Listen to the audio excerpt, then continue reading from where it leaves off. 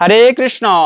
আজ পবিত্র সোমবার দিন একবার হলেও শ্রবণ করুন মহাদেবের ব্রত কথা। শাস্ত্রে বলা আছে, স্কন্দ পুরাণের কথা, যে ব্যক্তি প্রতি সোমবার মহাদেবের উদ্দেশ্যে পুজো করে, ব্রত করে, তার সংসারে কখনো দুঃখ দারিদ্রতা থাকে না। তাই আজকের এ পর্বে প্রত্যেককে অনুরোধ জানাচ্ছি, আজকের দিনে অনেকেই মহাদেবের উদ্দেশ্যে ব্রত করবে, পুজো করবে। আপনিও যদি ব্রত করতে না পারেন, পুজোও করতে না পারেন, অন্তত পক্ষে আজকের এই ব্রত মহিমাটি ভালো করে মনোযোগের সহিত শ্রবণ করুন। এতে আশা করি একটুকু হলেও আপনি মহাদেবের কৃপা লাভ করতে পারবেন এবং এই ব্রত মাহাত্ম্য শ্রবণ করা শেষে একটি পুষ্প হলেও মহাদেবের চরণে অর্পণ করার চেষ্টা করবেন ভক্তি ভরে। একটা বিশেষ প্রসঙ্গ, সোমবারে মহাদেবের ব্রত কথা আজকে আমরা জানার চেষ্টা করব। সকলকে স্বাগতম জানাচ্ছি আমাদের এই ধর্মীয় তথ্যমূলক চ্যানেলে। আমরা চেষ্টা করি এরকম সনাতন ধর্মের গুরুত্বপূর্ণ তথ্যগুলোকে আপনাদের সাথে উপস্থাপন করতে, শেয়ার করতে। তাই আসুন আগামী কিছুক্ষণ সময় একসঙ্গে ধৈর্য ধরে আজকের এই গুরুত্বপূর্ণ তথ্যগুলো জেনে নেই। আশা করছি এই তথ্যগুলো আপনাকে অবশ্যই সমৃদ্ধ করবে এবং ভালো লেগে থাকলে অবশ্যই একটা লাইক করে যাবেন এবং কমেন্টে মহাদেবের নামটি একবার হলেও লিখে যাবার অনুরোধ জানাচ্ছি। দেখেন, এই যে রাবণ ছিলেন, যাকে ত্রিভুবনের অসুর থেকে দেবতা সবাই পর্যন্ত ভয় করত, সেই রাবণ এত প্রতাপশালী ছিল, তিনি কিন্তু শিবের বরপ্রাপ্ত ছিল। সেই রাবণও প্রতি সোমবারে ভক্তি ভরে এই শিবের আরাধনা করত, উপাসনা করত, বিশেষ করে গভীর রাত্রে। রাবণ কিন্তু, যদিও আমরা রাবণকে অসুর বলে জানি, কিন্তু রাবণ ছিল মহাদেবের বিশেষ মহাসাধক। রাবণের মতো এত সাধনার এত ভালো সাধক জগতে দ্বিতীয় বিদ্যমান খুবই কম। তাই বলা হয়েছে। দেখেন, আর একটা বিষয় বলা হয়েছে, প্রতি সোমবারে যারা মহাদেবের পুজো করে, প্রথমেই তো বলেছি, তাদের জীবনে কখনো কোনো দুঃখ দারিদ্রতা থাকে না। তাই যাদের ক্ষেত্রে বলবো, যাদের জীবনে তো অকাল মৃত্যু থাকে, অনেকে বলে থাকেন আমার বাচ্চার বেশি বিপদ হচ্ছে, রোগ হচ্ছে, তো এর জন্য আমরা কি করতে পারি? মনে রাখবে, আমরা অনেক সময় তান্ত্রিক শক্তি প্রয়োগ করি। কোনো তন্ত্রমন্ত্রের প্রয়োজন হবে না। আপনি প্রতি সোমবারে মহাদেবের পুজো করে সেই মহাদেবের কাছে বিশেষভাবে প্রার্থনা করবেন আপনার সন্তানের মঙ্গলের জন্য। এতে অবশ্যই প্রভু শিবের কৃপায় সেই সন্তানের অশুভ নাশ হবে এবং সৌভাগ্যের উদয় হবে। বলা হয়েছে যে ব্রত করার বিশেষ মহিমা, কেবলমাত্র পুজো করলেও অনেক ফল আমরা লাভ করতে পারি। দাপর যুগে ছিল পূজা অর্চনা এবং সত্য যুগে ছিল ধ্যান, ত্রেতায় ছিল যাগযজ্ঞ। আবার কলিকালে মনে রাখবে, এই ব্রতের মহিমা, যদিও নাম সংকীর্তনকে শ্রেষ্ঠ বলা হয়েছে, কিন্তু ব্রত করার মহিমা সত্য যুগেও ছিল, ত্রেতা যুগেও ছিল, দাপর যুগেও ছিল, কলি যুগেও বিশেষভাবে প্রাধান্য দেওয়া হয়েছে। ব্রত মানে কি? কেবলমাত্র কি না খেয়ে উপবাস করা? না, ব্রত মানে হচ্ছে উপবাস। উপবাস মানে হচ্ছে উপমানে নিকটে, বাস মানে বাস করা। উপবাস মানে হচ্ছে যে তোমার আরাধনা যার করো, তোমার উপাস্য দেবের মানে হচ্ছে তুমি শিবের আরাধনা করো, শিবের নিকটে বাস করা মানে হচ্ছে হরির সান্নিধ্যে বাস করা। এটাকে বলা হয়েছে প্রকৃত উপবাস। সারাদিনটি তুমি উপবাস করে, বলে দিচ্ছি যারা এই দিনে উপবাস করবে, প্রথমত এই তথ্যগুলো জেনে নেন। সেটা হচ্ছে, এই দিনে ভুলেও যে কাজগুলো করবেন না। যারা বিশেষ করে ব্রত করবেন তারা, এবং যারা ব্রত নাও করবেন তারাও এই নিয়মগুলো পালন করবেন। এই দিনে যে কাজগুলো করা উচিত নয়, তার মধ্যে প্রথমত হচ্ছে মিথ্যাচার করবে না। আপনি যদি ব্রতও করেন কিন্তু যদি মিথ্যা কথা বলেন, মিথ্যাচার করেন, এতে কিন্তু এই ব্রতের সম্পূর্ণ ফল আপনি লাভ করতে পারবেন না। তাই এই দিনে অন্ততপক্ষে মিথ্যা ভাষাকে পরিত্যাগ করতে হবে। মনে রাখবে, সত্যের উপরে ধর্ম নেই এবং মিথ্যার উপরে অধর্ম হয় না। এই যে ধর্মরাজ যুধিষ্ঠির, যিনি ধর্মরাজ বলা হয়েছে যাকে, সেই ধর্মরাজ যুধিষ্ঠির, জমপুত্র যুধিষ্ঠির, তিনি এত বড় পুণ্য ছিল। সত্যবাদী যুধিষ্ঠির আমরা যাকে জানি, সেই সত্যবাদী যুধিষ্ঠির যখন যুদ্ধ করতো, তার রথ মাটির উপর দিয়ে চলতো, তার শক্তি বলে, সত্যবাদী তার বলে। কিন্তু একবার কি হলো, সে একবার শুধুমাত্র মিথ্যা কথা বলেনি, কি অশ্বত্থামা হত ইতি গজ, এইটুকু কথা বলার কারণে তার মিথ্যা কথা বলেনি, কিন্তু মনের মধ্যে অপরকে ভুল বুঝিয়েছিল। সেজন্য এই যে মিথ্যাচারণা করার জন্য সে ব্যক্তিকে কিন্তু নরক দর্শন করতে হয়েছিল। সাথে সাথে এই কথা বলার সময় তার রথ মাটি স্পর্শ করেছিল। সেজন্য সত্যকে ধারণ করা উচিত আমাদের প্রত্যেকের। সত্য যুগে প্রত্যেকটা মানুষ সত্যবাদীকে ধারণ করেছিল, ধারণ করতে, এবং সবাই সত্য কথা বলতো। বর্তমান কলিযুগ মিথ্যার যুগ। এই যুগে প্রতি সেকেন্ডে সেকেন্ডে আমরা মিথ্যা কথা বলি। অন্তত পক্ষে এই সোমবারে চেষ্টা করবেন ব্রত করার পরে, বিশেষ শুভ দিনে, যে কোনো দিনে হোক না কেন, চেষ্টা করবেন যতটা মিথ্যাকে এড়িয়ে চলা যায়। এবং আর একটা বিষয় হচ্ছে, বাজে চিন্তা করবেন না। মনে রাখবে, চিন্তা একটা গুরুত্বপূর্ণ বিষয়। যে ব্যক্তি অতিরিক্ত চিন্তা করে তার শরীরে কিন্তু মানসিক রোগের বেশি বৃদ্ধি পায়। তাই অতিরিক্ত চিন্তা করা, বিশেষ করে শুভ দিনে আজে বাজে চিন্তা করা, এটা কখনো ভালো নয়। এই যে আমরা শাস্ত্র, যারা একটু ভাগবত পড়েছেন তারা জানবেন একটা কাহিনী, অজামিলের কাহিনী। অজামিলের বাবা ছিল ব্রাহ্মণ, অজামিলও ছিল ব্রাহ্মণের সন্তান। প্রত্যহ সে যাগযজ্ঞ করত। তো একদিন কি হয়েছে, যজ্ঞ করার জন্য কাষ্ঠ সংগ্রহের জন্য বনের গভীর বনে প্রবেশ করেছে। সেখানে একটা শূদ্রকে এবং একটা শূদ্রাণীকে শারীরিক মিলন করতে দেখেছিল। এই যে শারীরিক মিলন করতে দেখেছে, গৃহে মানে আশ্রমে ফিরে এসে যে যাগযজ্ঞ করতেছে, ওই সময় তার ওই খারাপ চিন্তা, এবং এই চিন্তা করার ফলে গীতার মধ্যে বলা হয়েছে ধ্যায়ত বিষয়ান পুংস সঙ্গতেষু উপজায়তে। ধ্যান করার ফলে মানে চিন্তা করার ফলে সেই বিষয়ের প্রতি সঙ্গের আসক্তি জাগে, সেই বিষয়কে প্রাপ্ত করার আসক্তি জাগে, এবং সংগাত সঞ্জায়তে কামু, এই সঙ্গ করার আসক্তি থেকে কামের উদ্ভব হয়। কামাত ক্রোধ অভিজায়তে, কাম থেকে ক্রোধের সৃষ্টি, রাগের সৃষ্টি হয়। ক্রোধাৎ ভবতি সম্মোহ, মানে রাগ থেকে সম্মোহ, সম্মোহাৎ স্মৃতি বিভ্রম, সম্মোহ থেকে বুদ্ধি নাশ হয়, বুদ্ধি নাশাৎ প্রণশ্যতি, এবং বুদ্ধি নাশ হলে সে ব্যক্তি ধ্বংসপ্রাপ্ত হয়। সেই অজামিল এরপরে কি করলো, সেই অজামিল এরপরে সেই শূদ্রাণীকে বিবাহ করে পাপময় জীবন যাপন করতে লাগলো। মানে যে ছিল ব্রাহ্মণ, যজ্ঞ করতো, সে এখন ডাকাতি করা শুরু করেছে। ভাগবতে খুবই সুন্দরভাবে এই কাহিনীটি রয়েছে। তাই বলার উদ্দেশ্য হচ্ছে, এই শুভ দিনে অন্তত পক্ষে কোনো বাজে চিন্তা করবেন না, খারাপ চিন্তা করবেন না, সবসময় সৃষ্টিকর্তার চিন্তা করবেন, শুভ চিন্তা করবেন।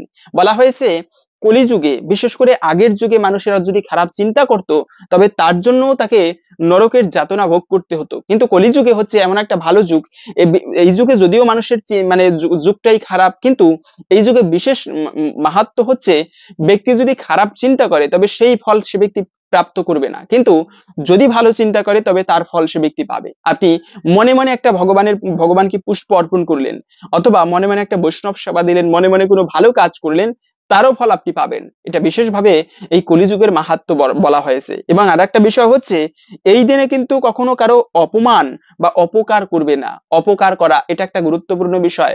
সমাজে কিছু কিছু ব্যক্তি দেখবে, শাস্ত্রে বলা আছে যে তুমি, শাস্ত্রে নয়, এটা বিশেষ একটা মনীষীর বাণী, তুমি কারো উপকার করতে না পারো কিন্তু কখনো অপকার করবে না। ভগবান শ্রীকৃষ্ণও বলেছেন যে মনুষ্য জীবন ধারণ করে অপরের সেবায়, জগতের সেবায় নিজেকে বিলিয়ে দাও। বহুরূপে সন্মুখে চারি, কোথা খুঁজিছ ঈশ্বর, জীবে প্রেম করে যেই জন সেই জন সেবিছে ঈশ্বর। এই ব্রত করার পরে অপরের যদি অপকার করো, তাহলে কিসের ব্রত পালন করলে তুমি? চেষ্টা করবে অপরের অপকার না করতে, ক্ষতি না করতে। উপকার করতে না পারো সমস্যা নেই, কিন্তু কখনো ক্ষতি করবে না। আমাদের ক্লাসে, এটা হাই স্কুলে মনে আছে, একজন শিক্ষক ছিল, উনি সায়েন্সের শিক্ষক, খুবই প্রফুল্ল নাম ওনার, খুবই ভালো, মানে যেমন নাম তেমনই শিক্ষক।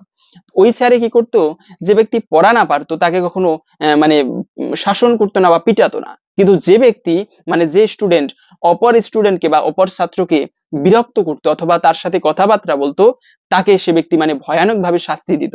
খুবই রেগে যেতেন স্যারে, যে তুমি নিজে পড়া পারোনি কিন্তু অপর স্টুডেন্টকে ডিস্টার্ব করতেছো। তো বলার উদ্দেশ্য হচ্ছে, তুমি নিজে কারো উপকার করতে না পারো সমস্যা নেই, কিন্তু কখনো কারো ক্ষতি করবে না। এটা বিশেষভাবে মনে রাখতে হবে আমাদের। এবং আরেকটা বিষয় হচ্ছে, আমরা শিবের পুজো মনে করি মাদক সেবন, মানে হচ্ছে যে আমরা নেশা করি, গাঁজা খাই, ভাং খাই, যুক্তি কি দেখাই, আরে শিব তো খায়, আমরা খাই, খেলে কি হয়েছে? আরে মনে রাখবে, শিবের সঙ্গে আমাদের কখনো তুলনা হবে না। যে শিব ভগবানের বিশেষ বিশেষ অবতার বলা হয়েছে, যে শিব কালকট মিশ্রিত বিষ পান করে হজম করে ফেলেছে, যে ভয়ানক বিষ পান করার মাধ্যমে শিবের কণ্ঠ পর্যন্ত নীল হয়ে গিয়েছে। শিবের সাথে কিসের তুলনা আমার?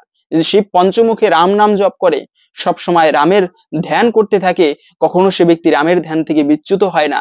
সেই শিবের সঙ্গে কিসের আমি তুলনা করি? আমি কি শিব হয়ে গিয়েছি? না, কখনো আমি শিবের সমকক্ষ নয়। সেই শিবের সঙ্গে কখনো তুলনা করা চলবে না। যদি করি, তবে সেক্ষেত্রে শিব যে বিষ পান করে হজম করেছে, আমি করি, এটা হচ্ছে মূর্খের প্রলাপ মাত্র, এটা অজুহাত মাত্র। কখন আমরা শিবের সাথে তুলনা করব না। অন্তত পক্ষে এই শিব পুজোর সময়ে, তারপরে হচ্ছে বিশেষ করে সোমবারে ব্রত করার পরে নেশা জাতীয় কোনো দ্রব্য, আমি হয়তো বা নেশা করি, একটা দিন আমি বর্জন করি, কি হয়েছে? মানুষ পারে না এমন কিছু নেই, অবশ্যই পারবো। অনেকে বলে আমি সবকিছু ছাড়তে পারবো, নেশাটা ছাড়তে পারবো না। আরে মানুষ পারে না, কে বলেছে আমরা পারবো না? অবশ্যই পারবো। একটা দিন নেশা ত্যাগ করলে এতে আমি মরে যাব না। তারপরে হচ্ছে যে সোমবারে বেলপত্র চয়ন, হ্যাঁ, যেহেতু সোমবারের কথা আসলো, আর একটা গুরুত্বপূর্ণ বিষয় বলে দিচ্ছি। আমরা ব্রত মহিমাটা এক্ষুনি জেনে নেব একটু পরে, তবে একটা বিষয় হচ্ছে, আমরা সোমবারে যে শিবের পুজো করি, শিবের লিঙ্গে বেলপত্র অর্পণ করি, কিন্তু মনে রাখবে সেই বেলপত্র ভুলেও কখনো সোমবারে চয়ন করা উচিত নয়। সোমবারে বেলপত্র চয়ন করাকে অশুভ বলা হয়েছে। এখন অনেকে প্রশ্ন করতে পারেন, তাহলে আমরা সোমবারে যদি বেলপত্র দরকার হয় সেক্ষেত্রে কি করব? সেক্ষেত্রে মনে রাখবে, আগের দিনে বেলপত্র চয়ন করে রাখবে। বেলপত্র কখনো বাসি হয় না, তুলসী পত্র, বেলপত্র এরা কখনো বাসি হয় না, তাই আগের দিনে বেলপত্র চয়ন করে রাখবে, কিন্তু সোমবারে বেলপত্র চয়ন করা উচিত নয়। এবং বলা হয়েছে দ্বৈত মূর্তি, হ্যাঁ আমরা অনেক সময় শিবের পুজো করি, কিন্তু একই শিবের অথবা একই দেবতার দুটি মূর্তি কখনো ভুলেও মন্দিরে রাখা উচিত নয়। এবং ভাঙা মূর্তি অথবা এই যে চিত্রপট মানে ছবি যে রেখে থাকি দেবদেবীর, ছিঁড়ে যাওয়া ছবি, এগুলো মন্দিরে রাখা কি অশুভ অমঙ্গলের বলা হয়েছে। তাই একই দেবতার দুটি মূর্তি, আলাদা মূর্তি রাখা উচিত নয় মন্দিরে। এবং আর একটা বিষয় হচ্ছে যে এই সোমবারে মানে রাখবে অপবিত্র অবস্থায় আমরা অনেক সময় প্যান্ট পরে, মানে সনাতন সংস্কৃতি হচ্ছে ধুতি পরে উত্তরীয় বস্ত্র পরিধান করে তারপরে ইষ্টদেবের পুজো করা উচিত, কিন্তু প্যান্ট পরে কখনো শিবের পুজো করা উচিত নয়। আমি টয়লেটে গিয়েছি, একেবারে অপবিত্র অবস্থা, স্নান করিনি, এমত অবস্থায়ও শিবের পুজো করা উচিত নয়। শিব হচ্ছে বৈষ্ণবানাম যথা শম্ভু, মহাপবিত্র শিব। ভগবানে মুক্তি দান করতে একমাত্র ভগবান পারে, কিন্তু ভগবানের পরে আর এক ব্যক্তি, সেটা হচ্ছে শিব। এই শিবের লোক হচ্ছে নিত্য। যারা শিবলোকে যায় তারা কিন্তু নিত্য সেখানে অবস্থান করে, তারা এই জন্ম মৃত্যুর জগতে পুনর্বার জন্মগ্রহণ করতে হয় না। তাই সেই শিবলোকে যেতে হলে আপনাকে ভক্তি ভরে অন্ততপক্ষে অপবিত্র অবস্থায় কখনো আমাদের শিবের পুজো করা উচিত নয়। এবং বলা হয়েছে ব্রত করে, অবশ্যই যারা এই দিনে ব্রত করবে তাদেরকে বিশেষভাবে বলবো আপনারা শিবের অভিষেক করবেন। অভিষেক বলতে কি, প্রতি সোমবারে যারা কেবলমাত্র শিবের অভিষেক করে তাদের কিন্তু দারিদ্রতা নাশ হয় সংসারের। সেই শিবের অভিষেক কিরকম করবে, একটুকু কাঁচা দুগ্ধ, বিল্লপত্র এবং গঙ্গা জল না হলে আপনারা নদীর জল অথবা যে কোনো জল দিয়ে ভালো করে শিবলিঙ্গে অর্পণ করবেন। এবং শিবের একটা বিশেষ মন্ত্র হচ্ছে ত্রয়ম্বক মন্ত্র, সেই মন্ত্র বলে শিবলিঙ্গে এই দুগ্ধ বা অভিষেক করতে হয়। সেই মন্ত্রটা হচ্ছে ওম ত্রয়ম্বকম যজামহে সুগন্ধিম পুষ্টিবর্ধনম উর্বারুকমিব বন্ধনান মৃত্যুর্মুক্ষীয়মামৃতাৎ। এই মন্ত্র বলে শিবলিঙ্গে অভিষেক করতে হয় ভালো করে। এবং এই মন্ত্রটা আমি স্ক্রিনে দিয়ে দিয়েছি, আপনারা দেখে নিয়েছেন হয়তোবা। আরো বলা হয়েছে যে এই দিনে যদি আপনারা, বিশেষ করে বলা হয়েছে আপনি ব্রত করে যদি পশু পাখিকে পীড়া দেন, পীড়া মানে হচ্ছে কোনো পশু পাখিকে যদি কষ্ট দেন, আঘাত করেন, তবে কিন্তু এই ব্রতের ফল আপনি সম্পূর্ণভাবে লাভ করতে পারবেন না। মানে হচ্ছে কোনো পশুকে হত্যা করা, কোনো পশুকে কষ্ট দেওয়া, শুধু পশু পাখি নয়, কোনো বৃক্ষকে পর্যন্ত কাটা উচিত নয়, এটাকে অশুভ বলা হয়েছে। সোমবারে বৃক্ষ কাটা বা কোনো পশু পাখিকে কষ্ট দেওয়াকে বিশেষভাবে অশুভ বলা হয়েছে। এমনকি কোনো প্রাণীর মাংস ভক্ষণ করা উচিত নয় এই সোমবারে পবিত্রতম দিনে।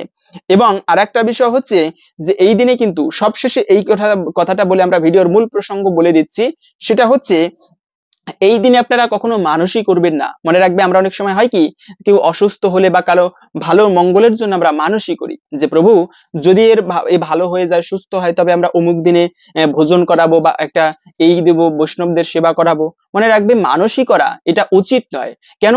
যদি সেই মানসিটা আপনি করলেন আর সেই সন্তানটা ভালো হয়ে গেল, বা যার উদ্দেশ্যে মানসই করলেন তার সেই মঙ্গল হলো শিবের কৃপায়, কিন্তু পরবর্তীতে কি হয়, সেই মানসিটা আর দেওয়া হয় না। এইভাবে যদি ঝুলে থাকে তবে কিন্তু দৈবিক ভাবে সেই সন্তানের উপর বা সেই ব্যক্তির উপর আবার অমঙ্গল আসে, যদি সেই মানুষটা দেওয়া না হয়। এটা সাধারণত দেওয়া হয় না, অনেক সময় ঝুলে থাকে বা বেজে থাকে।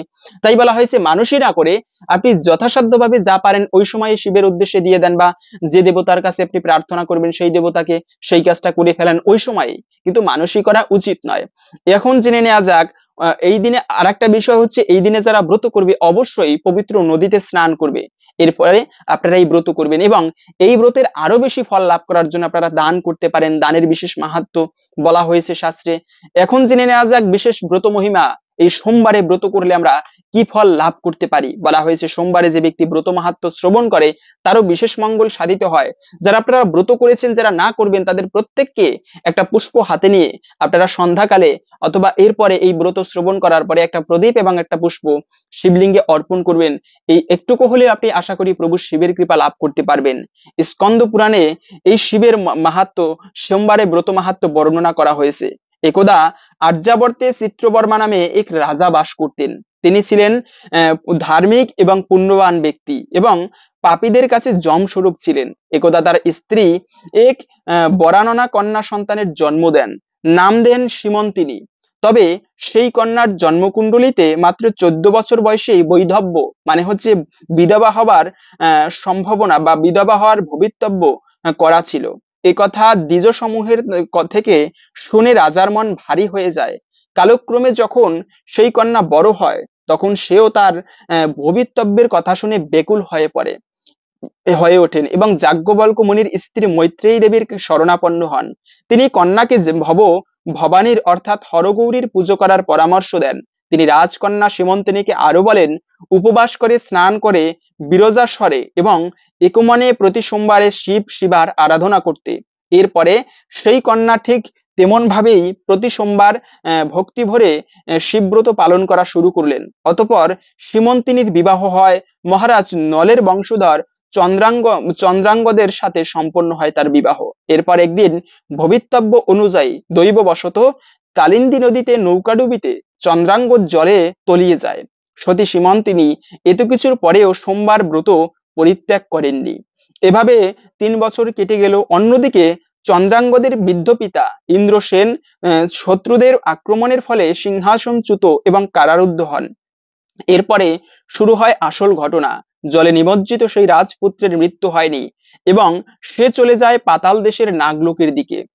নাগরাজ তাকে তার পরিচয় জিজ্ঞাসা করলে নিষদ দেশের মহারাজ নলের বংশধর চন্দ্রাঙ্গদ নামে পরিচয় দেন এবং সর্বোপরি নিজেকে একজন শিব ভক্ত হিসেবে পরিচয় দিয়ে অতীতের ঘটনা সকল ব্যক্ত করেন। তার মুখ থেকে শিবের ব্রত মাহাত্ম্য এবং শিব তত্ত্ব সহ সব বিবরণ শুনে মহারাজ তক্ষক অতীব প্রসন্ন হন এবং চিত্রাঙ্গদের অনুরোধে তাকে যথাসম্ভব উপহারাদি এবং যানবাহন হিসেবে কামগামী অশ্ব প্রদান করে তাকে ভূলোকের উদ্দেশ্যে প্রেরণ করেন।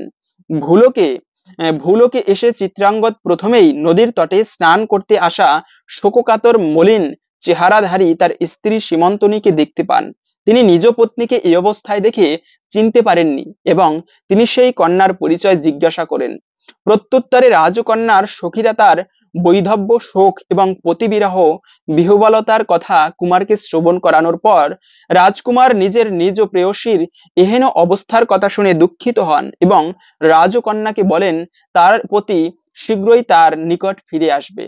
এই কথা বলে তিনি নিজের রাজ্যে পৌঁছায় এবং পিতামাতা ও মাতৃভূমিকে শত্রুর হাত থেকে মুক্ত করতে অতি সত্বর গমন করেন। তার আগমনের কথা এবং রাজকুমারের সাথে নাগরাজ এবং সিংহাসনকে মুক্ত করে দেন।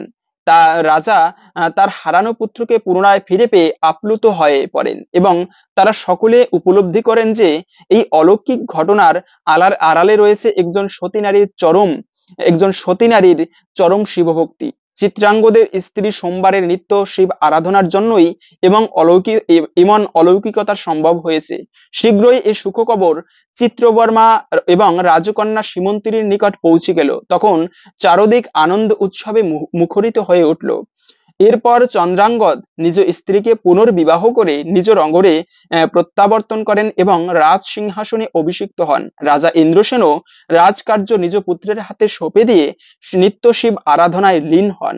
সেই সোমবার ব্রতের ফল তাদের উপর সৌভাগ্যের ন্যায় বর্ষিত হতে লাগলো। তারপর থেকেই সোমবার শিব আরাধনা ব্রত মাহাত্ম্য চারদিকে ছড়িয়ে পড়লো। এভাবেই মূলত এই শিবব্রত পালন করলে মানুষ ভক্তি, মুক্তি তথা সমৃদ্ধি লাভ করে। মনে রাখবে, শিব হচ্ছে এমন দেবতা, যে ব্যক্তি প্রত্যহ শিবের আরাধনা করে, উপাসনা করে, শিবের ভক্ত হয়, তারা ইহজগতে সুখ, শান্তি, সমৃদ্ধিতে বসবাস করতে পারে প্রভু শিবের কৃপায় এবং অন্তিমে মুক্তি লাভ করে। হরে কৃষ্ণ। যদি আজকের এই গুরুত্বপূর্ণ তথ্যগুলো শ্রবণ করে আপনি সমৃদ্ধ হয়ে থাকেন, ভালো লেগে থাকে, অবশ্যই একটা লাইক করে যাবেন এবং অবশ্যই প্রত্যেকে বলবো আজকের এই সোমবার দিনে একটা পুষ্প হলেও প্রভু শিবকে অর্পণ করবে। কমেন্টে মহাদেবের নামটি একবার হলেও লিখে যাবার অনুরোধ জানাচ্ছি। প্রভু শিবের কৃপায় সকলের জীবনে মঙ্গল হোক এই কামনা করে আজকের ভিডিওটি এখানে সমাপ্ত করছি। হরে কৃষ্ণ।